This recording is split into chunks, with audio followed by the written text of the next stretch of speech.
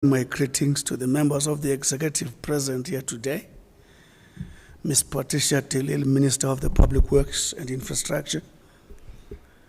Ms. Barbara Creasy, Minister of Environment and Forestry. Mr. Senzo Mkuno, Minister of Water and Sanitation. Mr. Obed Bapela, Deputy Minister of Cooperative Governance and Traditional Affairs. Mr. Phil Mapulane, Deputy Minister, Communication. Mr. Pinky Kekana, Deputy Minister in the Presidency. We anticipated the presence of Premier Saul, and I hope he's around. Greeting to all members of the media present. All those watching from our various broadcast and digital platforms. Welcome to the second Sustainable Infrastructure Development Symposium of South Africa, shortly referred to as SIDSSA, hosted by the Presidency of the Republic of South Africa. This symposium held under the theme, Quality Infrastructure for Development, Recovery, and Inclusive Growth, brings together key government departments as well as development financing agencies, private sector sponsors, investors, and partners. The symposium, spearheaded by Investment and Infrastructure Office in the Presidency, as headed by Dr. Josienzo Ramakgopa, was first held on the 23rd of the 2020 June. The inaugural symposium was able to culminate in the gazetting of 62 projects focused in the energy, water and sanitation, human settlement, digital infrastructure, agriculture and agro-processing, and transport sectors. The symposium is preceded by a series of targeted engagement currently called the Pipeline Series. These engagements are aimed at soliciting important feedback from financing institutions on potential projects for showcasing at the symposium or funding in the short to medium term. The sessions are also able to give an indication of projects that will still need project preparation. Currently, ladies and gentlemen, this symposium, or SIDSSA, infrastructure pipeline, is aimed at contributing to the industrialization and job creation as envisaged in the Economic Reconstruction and Recovery Plan. The interventions identified will boost demand and ensure effective coordination of all infrastructure players, and it will also formalize systematic engagement of all the role players. It is envisaged that these interventions will also contribute to building a resilient economy by accelerating the delivery of infrastructure.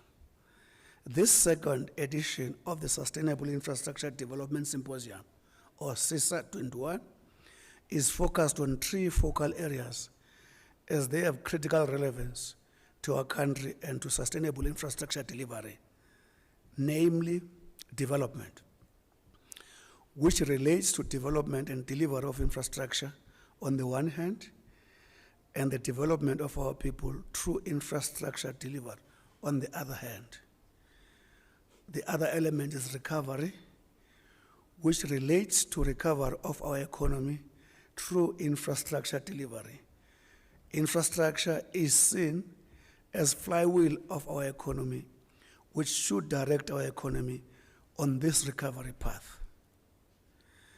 The other element is inclusive growth, which relates to redressing spatial imbalances between urban and rural areas through infrastructure delivery programs.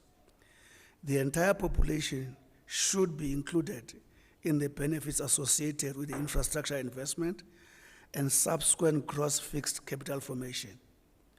Since SIDSSA 2020, we have embarked on a visit to all our provinces to ensure that the infrastructure pipeline of the country includes all the provincial infrastructure priorities as well. Our panelists today, ladies and gentlemen, will speak to some of the key progress and success areas which further boosted the funding and investment case for the projects. One of these projects was South Africa's emergence as a global exporter of green energy with major investment support from Sasol and Anglo-American, giving boost to the country's green hydrogen projects. Water infrastructure project with the potential of achieving savings in the excess of 400 billion and massive job creation potential are also set to benefit from the infrastructure initiative. Transport projects like N2 Wild Coast Development, which brings development and job opportunities, also involved. The program also covers 18 long-standing strategic integrated projects focusing on social and economic infrastructure to assess progress and apply remedies where necessary to fast-track their implementation. Areas that the symposium will tackle are increasing infrastructure funding in the face of slow economic growth, limited private sector participation, and constraints on public borrowing, as well as the role of investment attraction and retention strategies, regulatory reform, and critical skills. Digital enablement also features on the agenda, along with a look at the socio-political factors that impact on infrastructure provision and maintenance. In the recent past, these have included widespread looting earlier this year, as well as other forms of social unrest. Participants in this year's event include representatives from the World Bank, African Development Bank of South Africa, the United Nations and NEPAD, as well as business sector players such as Huawei Technologies, Sasol, and Anglo-American. We'll now go into the various presentations from our panelists. Order of presentations: the Minister of Public Works and Infrastructure, Ms. Patricia de Lille, to give us an overall update on the work of SIDSSA 2021. Ms. de Lille.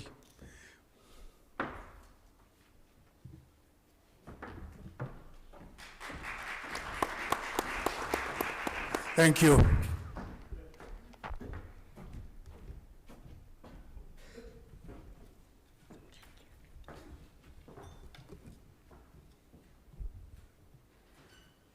Good afternoon, ladies and gentlemen, and thank you for your attention. I would like to greet all my colleagues, all the ministers, deputy ministers that are here, also our Director General from the Presidency, Dr. Ramagopa, the Head of Infrastructure South Africa, and also from Sasol this afternoon, Priscilla Mabelani. And then from the Development Bank, the head of the Infrastructure Fund. And good afternoon and welcome to all our colleagues from the media.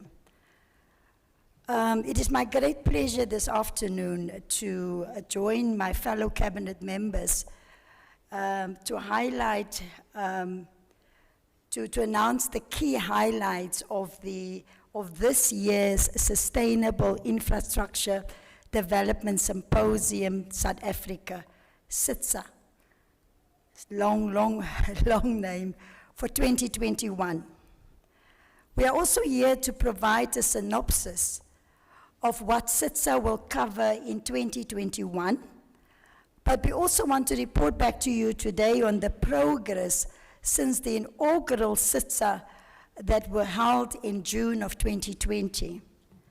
We're also very excited about the investment announcement by Sasol today, and we will also be unveiling the infrastructure pipeline of the Infrastructure Fund.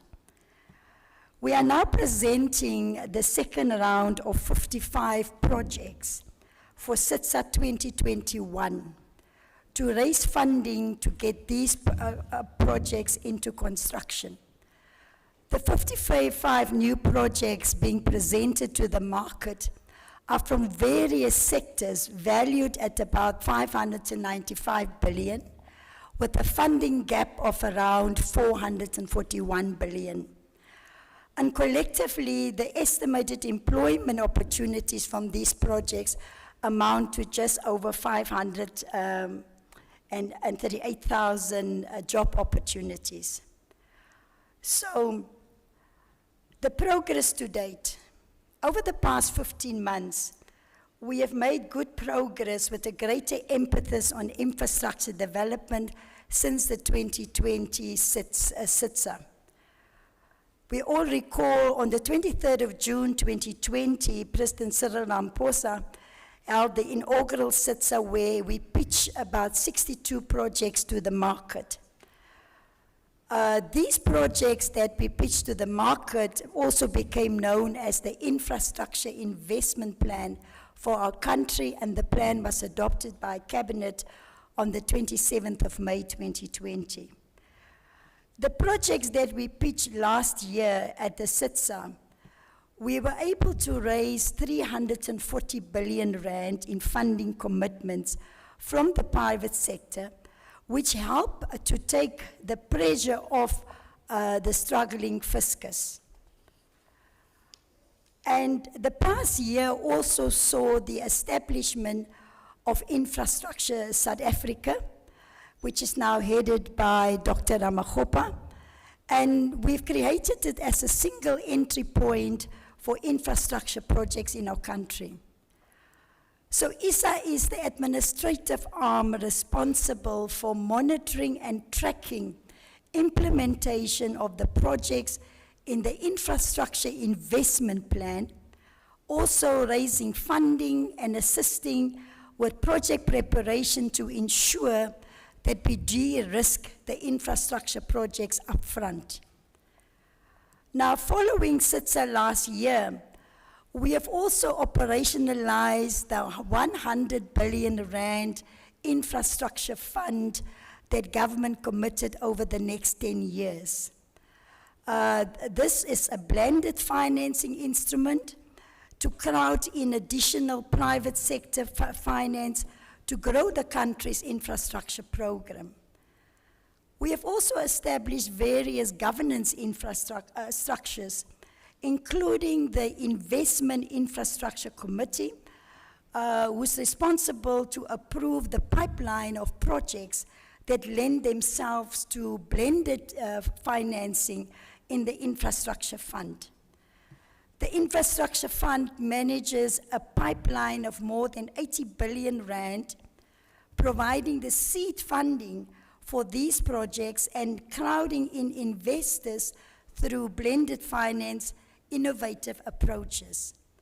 To date, the Infrastructure Investment Committee has approved a number of projects that will be funded through the Infrastructure Fund, and Mr. Rachali from the Infrastructure Fund will further expand on those projects. In November 2020, we also held the first project preparation roundtable with national and international development finance institutions and multilateral development banks to raise additional funding for project preparation to de-risk the projects.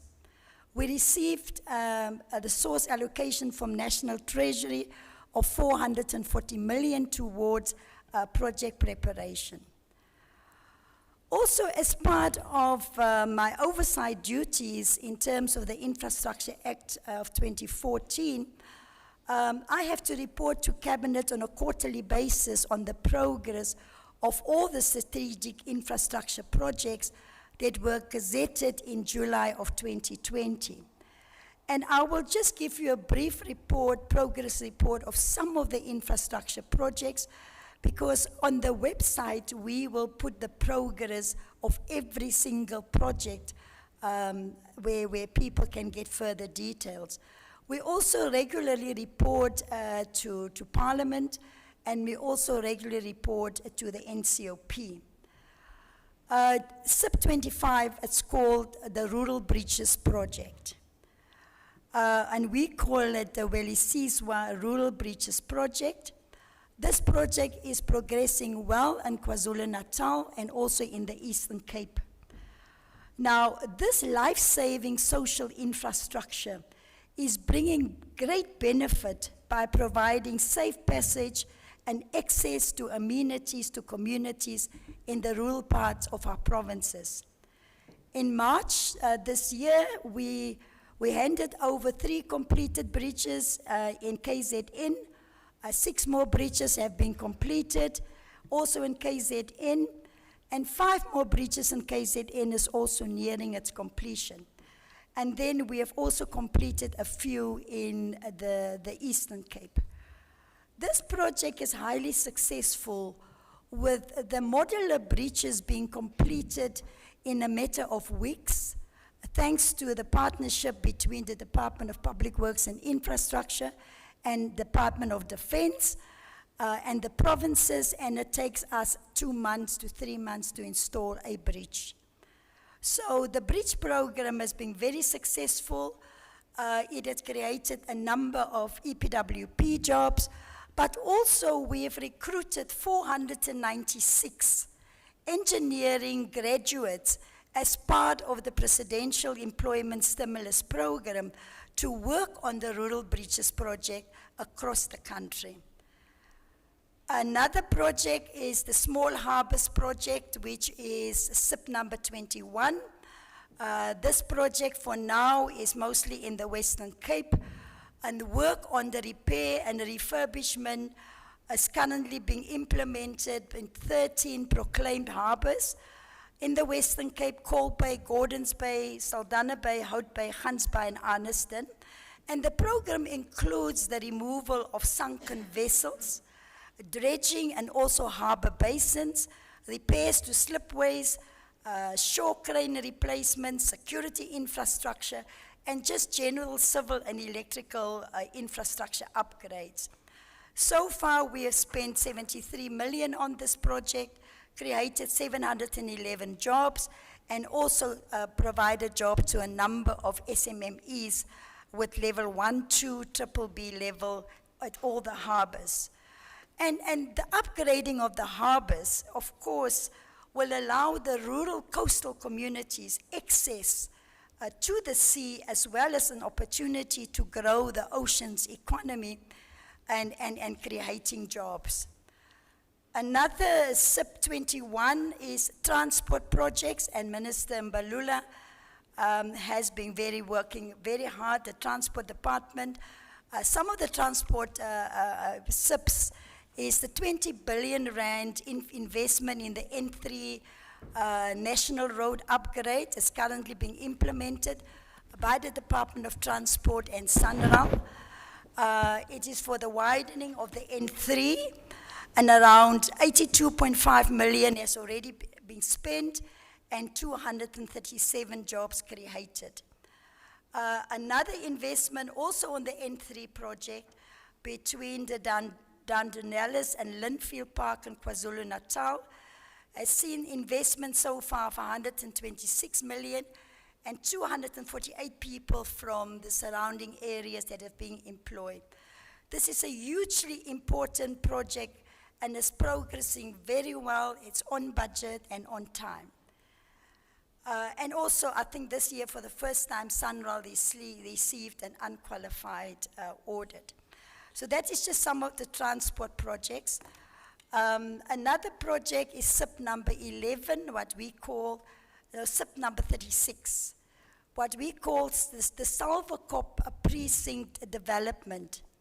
Sulfur is a development in Tshwane, and this is being implemented by the Department of Public Works and Infrastructure, where an integrated development for the construction of 4 government departments for their headquarters within Pretoria.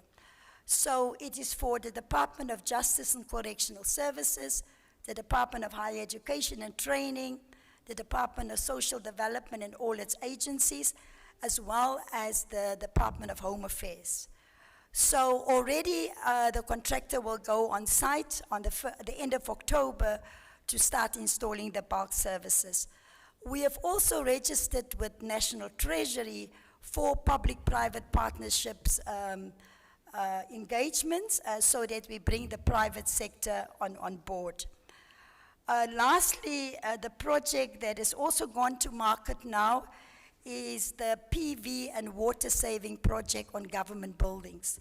Government is the largest landlord in our country, and the water savings and the PV project will really bring big benefits to our country in terms of saving, but also in terms of helping with climate change adaptation.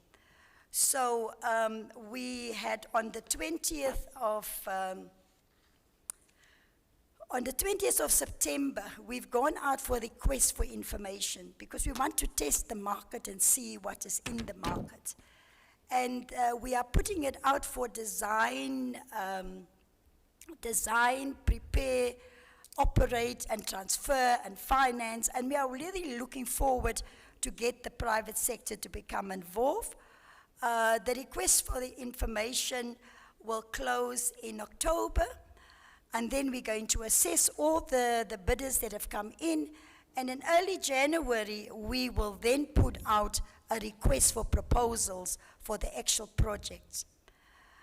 I just want to give you a brief report about the achievements of Infrustracture South Africa under the leadership of Dr. Ramokgopa, because they have been working under very difficult circumstances. As we are establishing the department, we also had to implement and look for finance for the infrastructure investment plan. So SIDSSA has been doing great work to ensure delivery of the project pipeline, being action-orientated. SIDSSA has provided support to the project owners and developers to package their projects as required by the market. SIDSSA has also partnered with the UK Infrastructure Projects Authority to accelerate infrastructure projects differently in our country. So it has partnered with local businesses and subsequently also attracted a number of experienced professionals that are assisting with the delivery of these projects. SIDSSA has also been collaborating with National Treasury in unlocking the infrastructure funds, completed the drafting of the South Africa's country investment strategy, and also developing the draft National Infrastructure Plan for 2050. So I really want to thank Dr. Ramokgopa and his team, and he always brags that his team is more than 50% female. So well done, Dr. Ramokgopa. And then just in closing, as government and the private sector, we have to work together. We have to disrupt the old way of doing things. We need to quickly address policy reforms. We have to raise the necessary funding to get infrastructure delivery done right for the sake of our economy and our people, who not only need infrastructure in their daily lives, but desperately need jobs. And thanking you for joining us today. Tomorrow we will unpack and provide further details. This is just the progress report, and I want to assure you that within government, the infrastructure investment plan is a big portion of the economic reconstruction and recovery plan, and therefore, as the President refers to it, is the flywheel of the economy. We are really earnestly seeking those partnerships with the private sector. We are also open for advice. We're not going to claim to know everything. And I want to thank the private sector for all the people that have been seconded to work with Dr. Ramokgopa and his team to bring the infrastructure investment plan implementation to where it is today. So thank you, Chairperson, and I appreciate the opportunity. Thank you.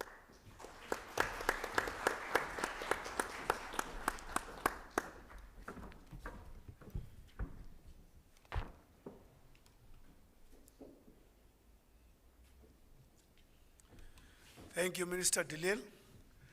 I'm happy that you clapped hands.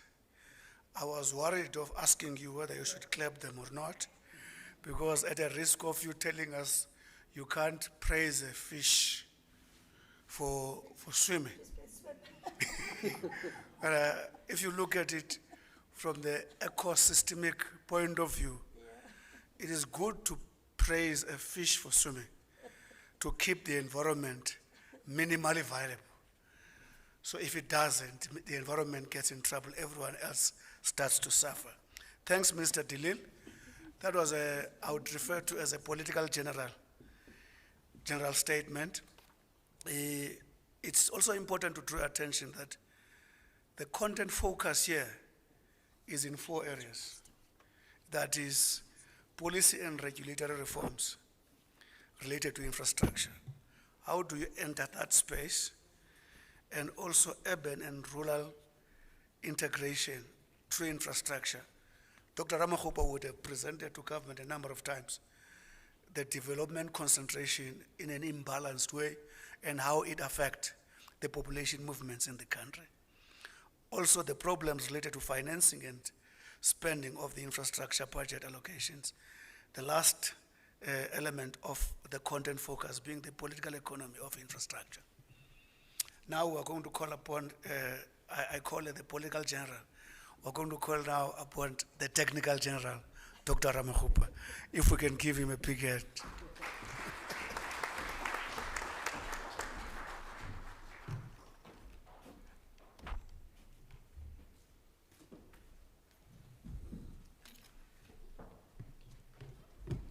Thank you very much to my principals, the program director, Minister Gungubele, and Minister Dilil. I think my presentation will segue elegantly into the opening remarks of Minister Gungubele, and also just a detailed description of the progress to date in relation to the implementation of these catalytic infrastructure projects. Let me also just extend my warm and sincere greetings to my other principals, ministers who are present here. Minister Gungubele had mentioned them by name, and also deputy ministers, the DG in the presidency, DG Valeni, and Sis Priscilla there, who's the executive vice president of energy business at Sasol.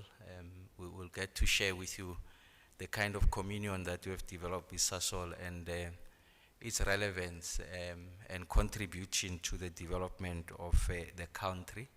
And then Mr. Mohale Rakhale there, who's the head of the infrastructure fund. Like I said, Minister Dilil, I think, has done justice to the more elaborate articulation in relation to the progress made to date. But I thought that there's a few punctuations that I want to make just for better appreciation of the kind of progress that we have made over that period of time. I think through the Council of Cabinet, it was decided that when we get to host the second installment of the Sustainable Infrastructure Development Symposium, that it will be opposite that we get to provide a balance sheet of the progress made to date, because that speaks to the credibility of the state. So when the state gets to make public pronouncements around the delivery of a specific project, I think it's only appropriate that at the right moment, the right occasion, we get to provide progress in relation to that. So, and also just to say, we will not be giving you a blow-by-blow account, but we'll provide you a more detailed description of the progress that has been made to date. I'll just provide certain highlights in addition to what Minister Dilil has shared with us. So let me just do a juxtaposition on the quality of the projects that we have received in this SIDSSA21 versus the quality of the projects that we had received in the inaugural SIDS. And this communicates the degree of improvement that has been made in treating the projects as we receive them, but it also talks to the extent to which project owners have exerted a lot of time, energy, and resources in making in making sure that the quality of the project that comes through the pipeline are of such a nature that they can be accelerated towards a financial close. Minister Dilip did make the point that the occasion of the SIDS really is a meeting place of projects that are of a bankable nature, essentially bankable in this instance, I mean, projects that don't need any fiscal injection. So they can stand on their own because there's verifiable and enduring revenue streams, and or those revenue streams are not sufficient to carry them through. In that instance, we then hand them over to the infrastructure fund for the kind of state support to ensure that this project gets to financial close. So there are three pathways to financing projects. The first one are the ones that goes through the debt capital market, so they stand on their own, they don't need any support, and then we present them before the financiers at this forum. But the financiers would have had sight of these projects even before we arrive here. So I guess someone might ask, so are they seeing these projects for the first time? The answer is an emphatic no. They would have been engaging with these projects, asking the necessary pertinent questions that will allow them the wisdom to make investment decisions. And then there will be the second pathway of financing these projects are the ones I referred to, which is the blended financing. They do have revenue streams, but they still need some degree of support. And that 100 billion rand facility that is incubated at the DBSA under the stewardship of Mr. Mahale and his competent team, then they work through the project to ensure that the support that is required is given, and then we announce those projects. And then there's a third stream. These projects have not been part of the inaugural seats, and these are what we call social projects. They don't have any revenue stream or any kind of revenue that can suggest that there can be appetite from the debt capital markets to finance these projects. So those projects will go and compete for resources at the fiscus. But what we are doing with the 2021, we are bringing those projects to the table, and I'll explain to you how they are going to attract that kind of funding. So if you had to do a juxtaposition, like Minister Dilile said, we had about 277 projects in the last seats to the tune of about 2.3 trillion rands. So they were all over the place in the project life cycle. You know, a project you conceptualize, so in your dream you think of this project, but then you must bring it to reality. When you wake up, you do a desktop study to see if this project is possible. Has it been done before? Does it meet the sovereign strategic goals? That we call it a pre-feasibility study. It's not as elementary as I put it, but for purposes of the press briefing. And then the next stage, then you then commission some study, and then you are able to excavate information and data to support that dream and what the pre-feasibility study would have done. Then you get to feasibility. So post that, then you make choices. If you want to move people from Pretoria, from Tshwane to Johannesburg, do I use the BRT? Do I use the Gautrain? Do I use the speed train? Do I use the monorail? You make those choices, then you get to the most commercially affordable choice to deliver that. And then we then bring it to market and say it costs this because it's going to be a monorail, and these are the revenue streams because I'm going to charge people so much money to board this, and then you are able to do your own socio-economic study to determine ridership, and then we get to financial close. The financier says, no, we are happy, we are financing the monorail. So that's how it works, really, in very elementary terms. So of those 277, 68% of them were at preparation stage. So they were very early. They were just after the conceptualization, still at the desktop study. So it tells you that the strength of the project is such that it still requires a lot of thinking and application and money to get it to financial close. But now as I speak to you, we have 130 of this project. So this is the seats where we are. So from 277 to 130, when you are sitting there, you'll say, but that's a reduction. No, it speaks to the quality of the interrogation and the appreciation of the project sponsors of what is required of my project for it to get to financial close. So they're investing a lot of money and resources so that we get to graduate the project quicker. So in this instance, 277 to 130 is a sign of progress. It's an important part when you read it. Don't sit just on the arithmetic, because that's not mathematics, just the arithmetic. It mustn't concern you. Just remember what I've told you, what that means. So it means we can graduate them quicker. And for this 130, it's about 1.1 trillion rands of projects. So what is it that we have noticed with the previous projects? So the ones in human settlements, so private sector brings their own money, they say want to do this mega settlement, but we have found that they still need an instrument to finance the bulk infrastructure. So when you put retail, when you put up a mega human settlement, you still need water, energy, you must broaden the roads. So that's what we call bulk infrastructure. But that's the responsibility of municipalities, and you know that the balance sheet of municipalities has deteriorated because of subjective and objective reasons. So now we're working with National Treasury to resolve that. So we're able, through an instrument called a catalytic infrastructure fund. So we should be in a position to unleash these projects. And then of the projects that we had approved, part of that, so we had the 277, and then we whittled them down because others still needed a lot of work. And then we got to the number that Minister Delil spoke about. So it was a 50 that the commercial, the financial said, we are happy to finance these ones. And then we added 12 social projects. So they came to 62, and then through an instrument of the law called the Infrastructure Development Act, we gazetted those projects. When you gazette, really it's an instrument that signals government intention to support these projects going forward. And then the 50 of the 62, we attracted about 350 billion rands. So what has happened about those 50 projects? So I'm happy to indicate to you that of that 350 billion rands, about 119 billion rands of this project worth of have moved. Now, when I say moved, they are either completed, or they are in construction, or they are in tendering stage. So you can ask the question, but no, this is suspicious. 12 months ago, you raised the money, but the project is completed because of the sheer size of the project. And you know, in government, you must still do procurement and all of that.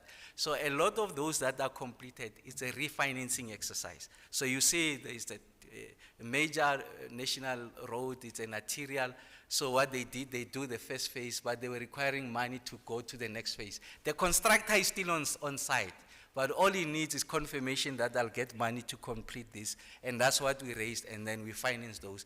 They are done, those projects. And then there are those, like I said, that they are still in tendering phase. Remember, after we attract this, there still has to be a competitive and transparent value for money bidding process. So this is not a bidding exercise. This is just to attract financing. Once the money is fully financed, then the project owner, so in the instance of roads, Central must run a procurement process. In the instance of the water resources side, TCTA, or the water boards, they must still run the process. So it's still their process. We are simply helping them to raise the money. So 350 billion rand, 119 billion of those projects are already in either completed, in construction, or tendering, and then we are still dealing with the difference so that we get them going. And Minister Delil has provided that detail. Really, I don't want to burden the press conference. And then as I conclude, Minister Gungubele makes the point that if you look at the inaugural seat, we're just concentrating on the financing, so raising the money. But the nature of the infrastructure space is that it's very complex. You have to have an appreciation of what we call the political economy of infrastructure. To what extent does people have a relationship with infrastructure?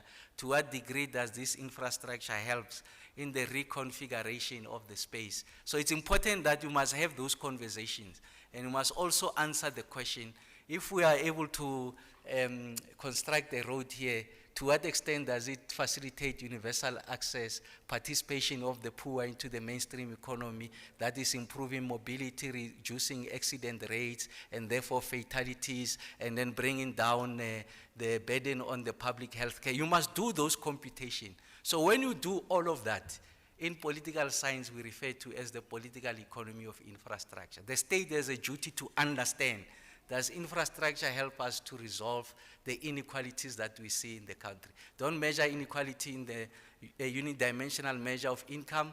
Inequality can be measured whether I have good quality water, whether I've got access to clinic, whether I've got access to social amenities. So is that broad conversation. So in this second seed, we're answering that question. So we're broadening the conversation. So when we come out of this, the question should not be just how much money have you attracted? It's an important question.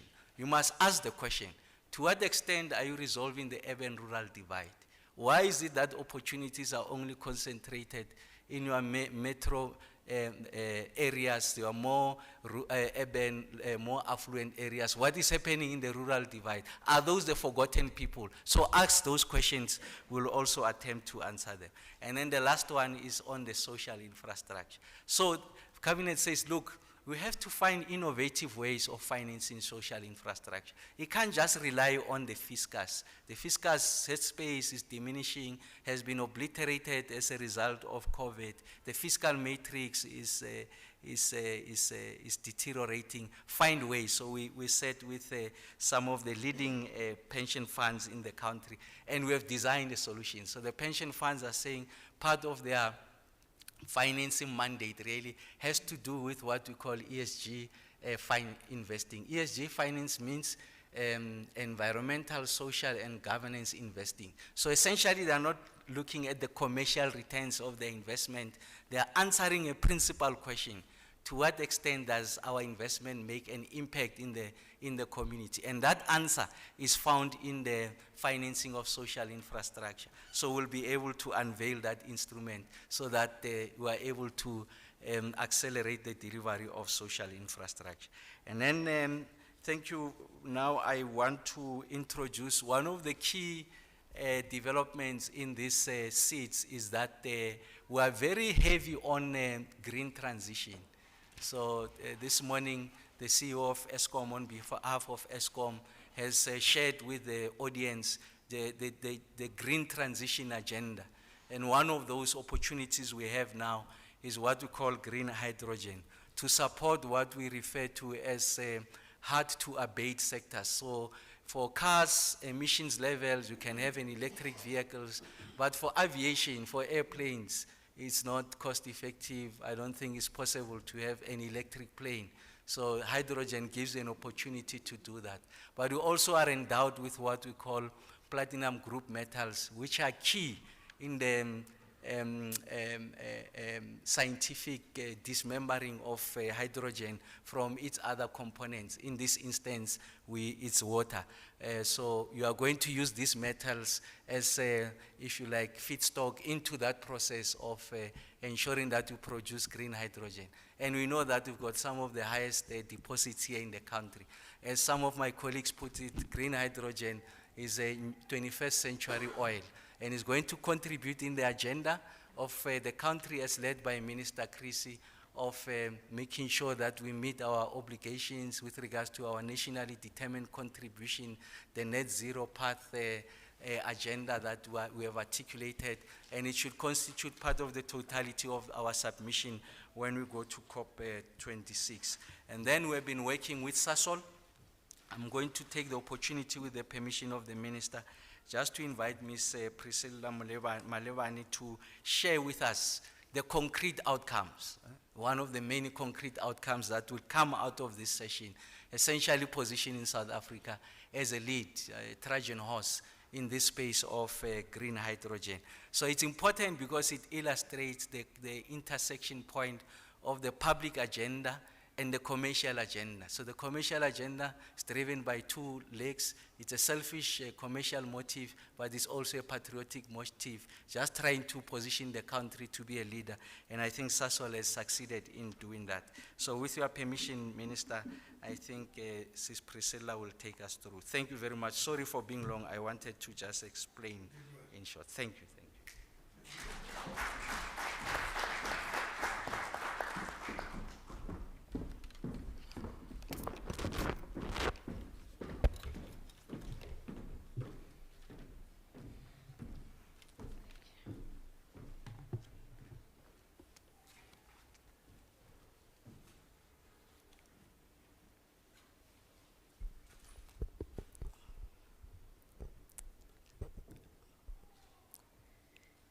Chairperson, Honorable Ministers and Deputy Ministers, Premiers, members of Executive Council of the Northern Cape and Gauteng,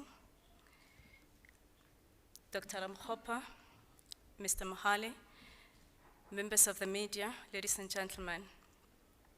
In keeping with the theme of this symposium, quality, meaningful infrastructure investment is critical to enabling South Africa's energy transition as the world decarbonizes. The global energy mix is rapidly changing, and green hydrogen is a key pillar of the global green energy transition, as Dr. Ramkhopa mentioned. We believe that Southern Africa is well positioned to play in the global green hydrogen economy due to a number of structural key advantages, in particular, our proprietary Fischer-Tropsch technology and SIDSSA, our endowments in minerals and renewables are some of the best in the world. South Africa's total green hydrogen potential could reach 4 to 7 million tons by 2050, with over 3 million tons of export opportunity.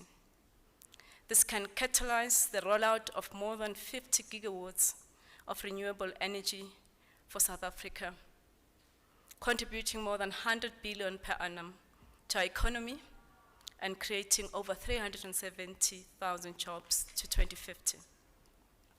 Infrastructure rollout of this scale will require a step change in skills and public sector partnerships. This partnership-based ecosystem should be anchored on localization to enable long-term sustainable benefits for communities and skills development for the country.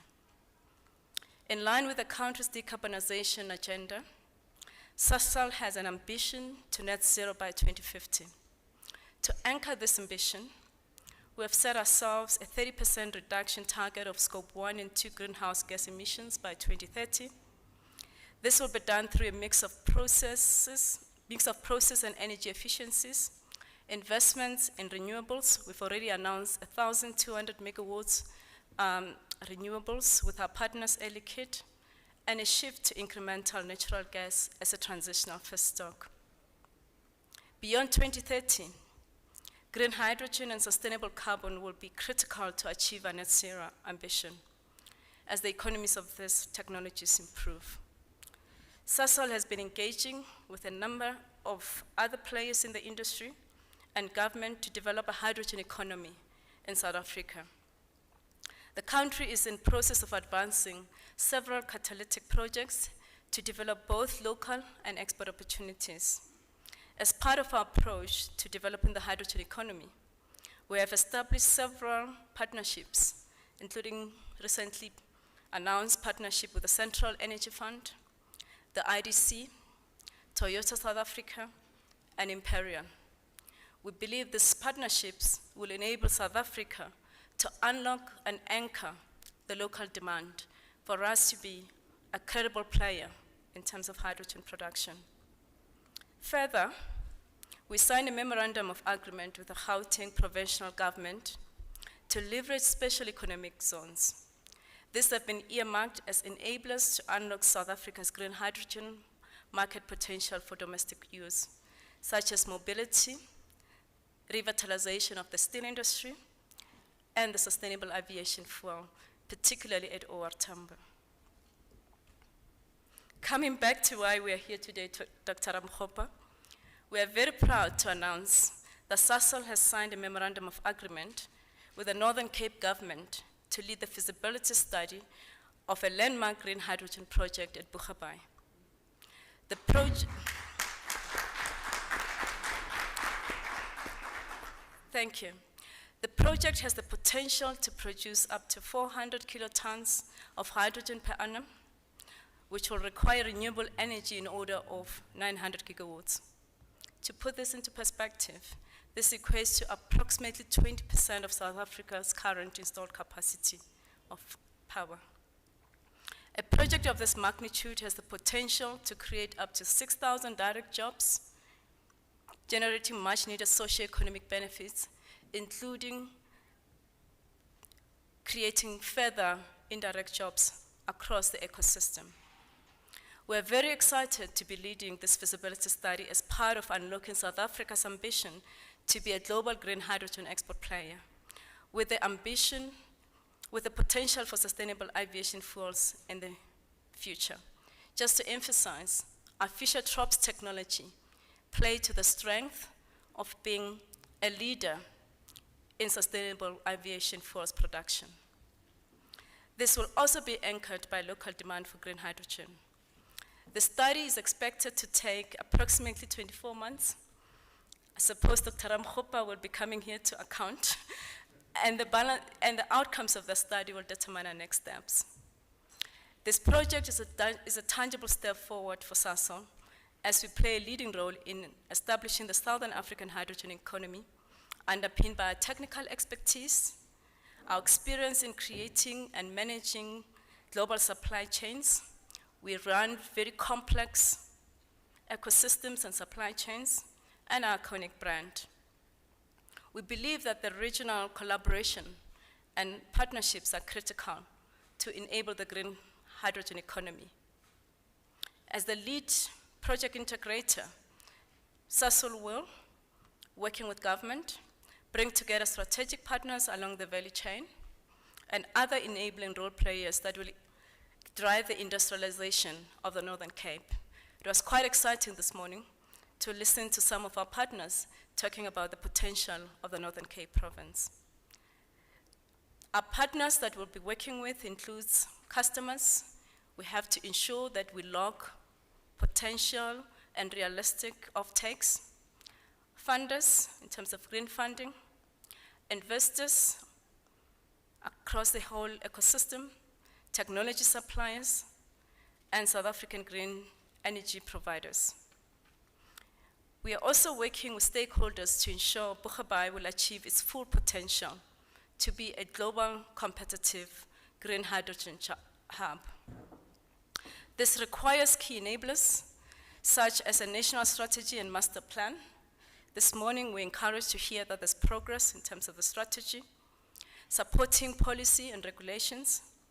Intergovernmental cooperations are very important, particularly with our neighboring countries such as Namibia, as well as international governments, and an integrated set of incentives in the beginning. I wish to thank the President and Cabinet for their leadership in driving and developing the hydrogen economy. I also wish to extend a sincere appreciation for the trust and confidence that the Presidency's Infrastructure and Investment Office, under the leadership of Dr. Ramkhopa, has provided us. Also, my appreciation to the Northern Cape Government, Gauteng Government, the Central Energy Fund, and the IDC in the confidence that they've placed in SASOL. We wish to reaffirm our commitment to achieving a joint vision. In closing, I would like to also reiterate SASOL has committed to be net zero by 2050, and we see green hydrogen as core to enabling this goal, and we are advantaged to do so. We have the capabilities, technology, and solutions to create the South African hydrogen economy. True to our purpose, we look forward to partnering with all stakeholders to innovate for a better world. I thank you.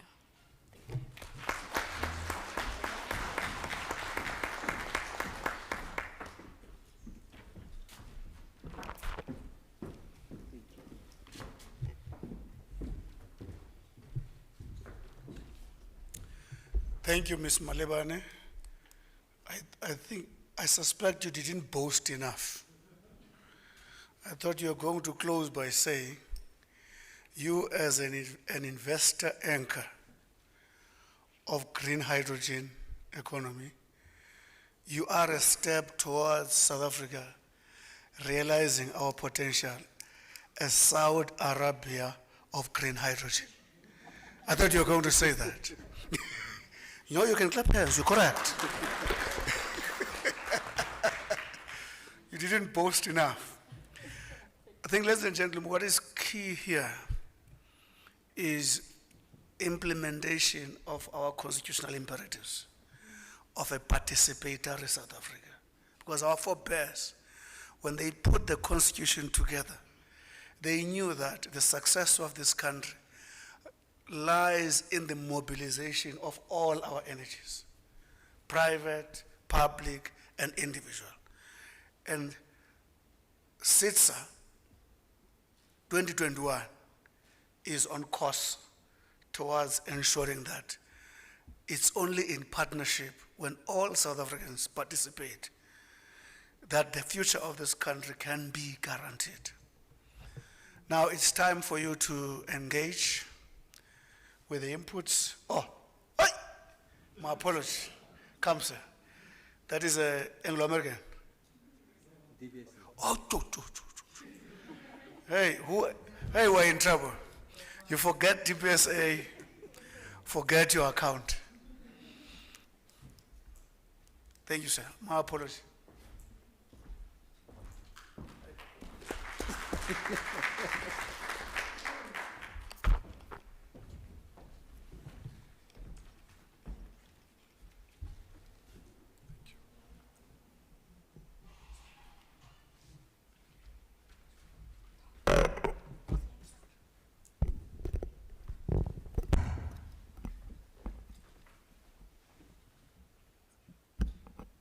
Thank you, Program Director, the Minister in the Presidency, and greetings to all the ministers, the Deputy Ministers, as well as the Director General in the Presidency, the media, and all guests. My role is much shorter because it's about a report back on the Infrastructure Fund, which is really a formation established out of an MOA between ISA, National Treasury, and the DBSA just over a year ago. And in terms of its establishment, the first person got into the job in the form of yours truly around this time last year. And subsequent to that, from January until beginning of this month, we got the whole team in place, which is really important for the execution of the program. But just in a nutshell, to give background as to the different roles of the parties around the MOA. ISA is really the custodian. It's responsible for setting the scene from a policy perspective, priorities perspective, and that sees the light of day through the NIP, which is out for comment, and once finalized will be the blueprint guiding priority projects that would have to be undertaken by, amongst others, the Infrastructure Fund. And with respect to the pipeline that we have currently, we have gone through the ISA processes to get those projects approved. I'll talk to them a bit later.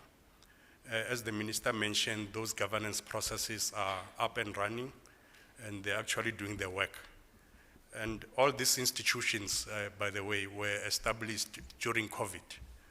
Both ISA, the IF, and the associated governance structures.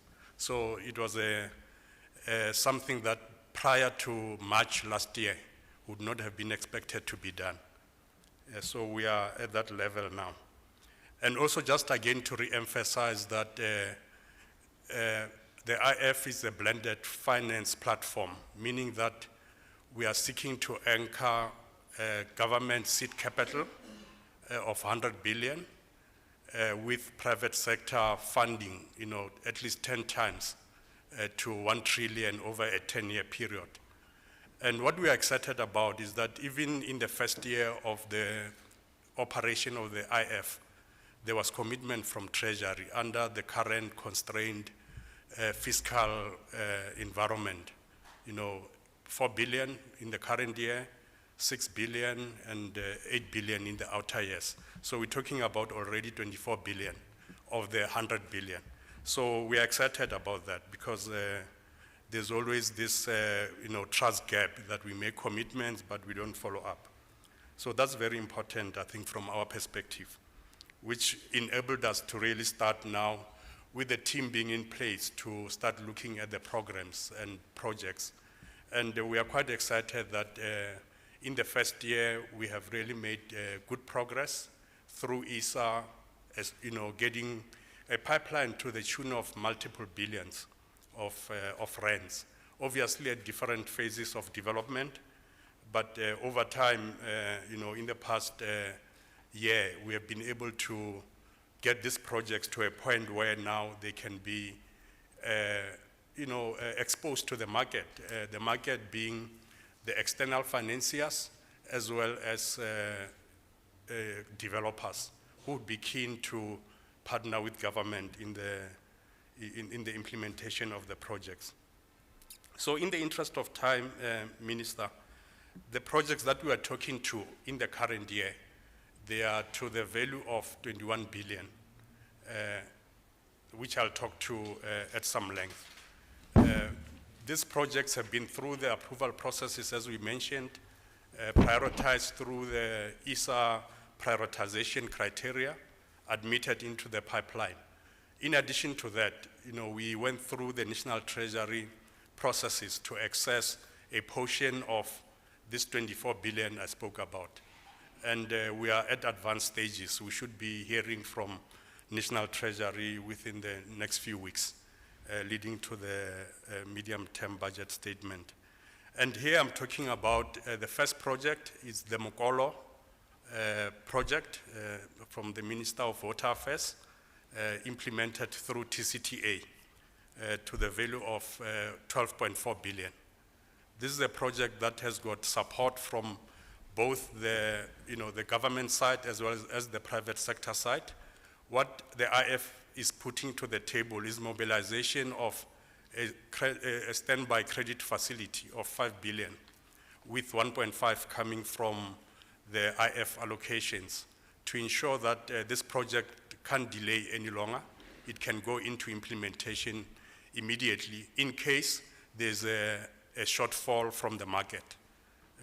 Otherwise, we would have had to do this post, market failure. So we want to address it up front so that we don't lose 24 months.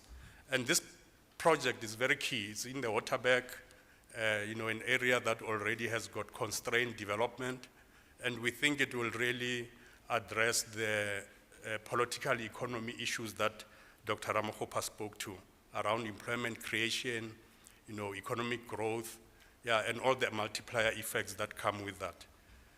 The second program is around the student housing infrastructure program. We are dealing with 300,000 beds backlog in the higher institution space. We have developed this program, again, in partnership with the department and National Treasury. We have a specific program management office that is really helping the department for us to move with this program. And in the current year, we are looking at 9,600 beds that we have applied for from Treasury, and we seek to blend that funding with market participation. We are creating a funding SPV so that you can get your institutional investors, your DFIs, your banks to come in and augment the contribution from the state. And in the immediate future, we're looking at 9,600 going into 24,000 next year, cumulatively. So this is a program we're excited about. And once we prove this one to happen, we're just gonna plug and play with the rest that would come through up until we reach the 300,000 beds. We also have the social housing program that we're supporting the Department of Human Settlements on, together with SHRA, the Social Housing Regulatory Authority. Again, here we are piloting a program of 1.1 billion in the current period, with part funding from the state, from the 100 billion, and we're seeking now to develop structures that will enable your investors to come in and play a role for a portion of 30% that the sponsors of the projects should raise on their own. The state is contributing 70% of that. Number 4 is the Lepelle Northern Water project in Limpopo. Again, as we may know, Polokwane is constrained. It can't undertake any developments. And it's actually one of the few cities that are experiencing water shedding. You know, you wake up in the morning, you want to shower, you may not because there's no water. So this program seeks to do that. And Polokwane, by the way, is the capital of Limpopo. It's not a small town out there. So we, again, working with the water board, the department, to help make this project happen. From the perspective of mobilizing social infrastructure aspect of this project from the state, so that as you supply your commercial users, you don't leave behind, you know, the indigents. So that's again blended finance described, so that you address both sides of the equation. So here it's around 4.5 billion. We applied for 1.4 from a portion of the 100 billion. We are in discussions with the department around the 1.2 to make the shortfall of 2 billion to come from the commercial users, where Polokwane has already you know, concluded an offtake with the water board. And we're seeking to support this project also around governance and procurement issues, so that the market can have confidence, things are done you know, properly and in line with the proper prescripts. The last project that is due to go to market very soon, but we haven't applied for government funding because it can stand on its own. All we are doing at this stage is to help the structuring, is the one-stop border post with the Department of Home Affairs and the Border Management Agency. We're talking about border posts with all South Africa's neighbors except Namibia. And as we may know, you know, you go to Bedbridge, you go to Lubombo, it takes up to 7 days for trucks to move from one country to the next. So this seeks to really ensure that it's smooth to go between the countries. The project is being implemented in terms of PPP. National Treasury is a key party, you know, the PPP unit. We have SIDSSA playing a very significant role in terms of unblocking various challenges. We have the department, as I mentioned, and the IF is helping to structure the project so that we can find the best optimal model to ensure that there's value for money for the government. So these 5 projects I mentioned are really at advanced stages. They'll be going out to market in the last quarter of this year, which is before we go into recess, and the first quarter of next year. So they are really advanced. And I'll talk to those that are in the pipeline, having been approved by the SIDSSA governance structures, but still undergoing the structuring and going to be submitted to National Treasury for support, you know, out of the 100 billion that I mentioned. There's the SA Connect program, you know, talking to digital connectivity. We assisted the department to develop a feasibility study with National Treasury. The feasibility study has been completed. We are now in a position to now structure and get government support on this. Here we're talking about 53 billion when fully implemented, because it seeks to, again, address the gaps that are all over the country from a connectivity point of view, especially rural areas and also government buildings. You know, another time ago, I was talking to a colleague from Limpopo government. For them to do monthly interfaces, they had to be coming here physically driving because they don't have enough broadband capability.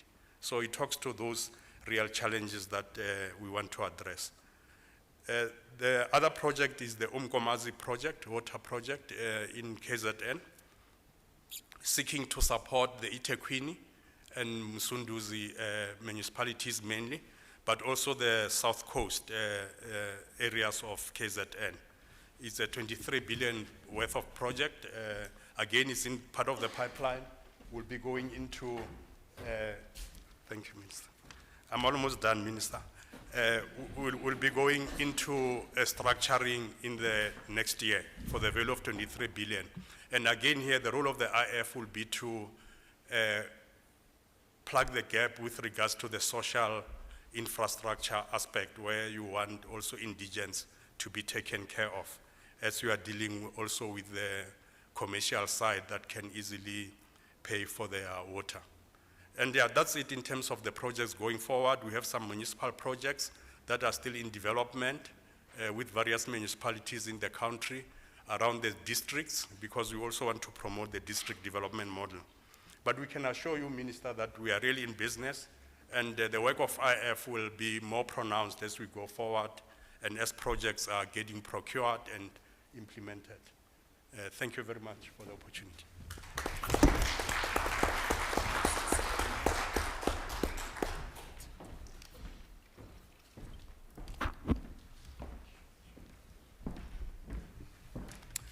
Thank you. When you see me being anxious, I see the time being squeezed for you to engage, which I know is very, very important. You can see that this is accountability, transparency in action, and that phenomenon of implementation, which we are always attacked about, you can see that that animal is on the revival path. We will allow you to engage the presentations. As long as you introduce yourself, I'm Mondli Kungubele from City Press. It's just an example. So if you are happy, that's nice. It means it was well presented. Going,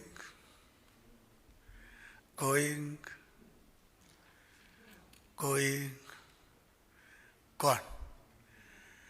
Can I take this opportunity, therefore, on behalf of all of us, you, the media community, government officials, technicians, entities, private sector, every participant in this exercise, for supporting it in the manner you've done. We have today and tomorrow where a lot of revelation with regard to what Dr. Ramukhupa spoke about and Minister Tilil is going to happen. Concrete issues of which projects have been tested and passed the scrutiny of bankability, and how is funding committed? What is the role of government with regard to ensuring that those are taken forward? How do we make sure that if a project is guaranteed funding because of its bankability, tendering processes in government are transparent, open, accountable, and are timeless in concluding this issue? Because key to us is turning around the economy, which is struggling at the moment. At that point in time, I thank you, all of you. The meeting is adjourned. Thank you very much.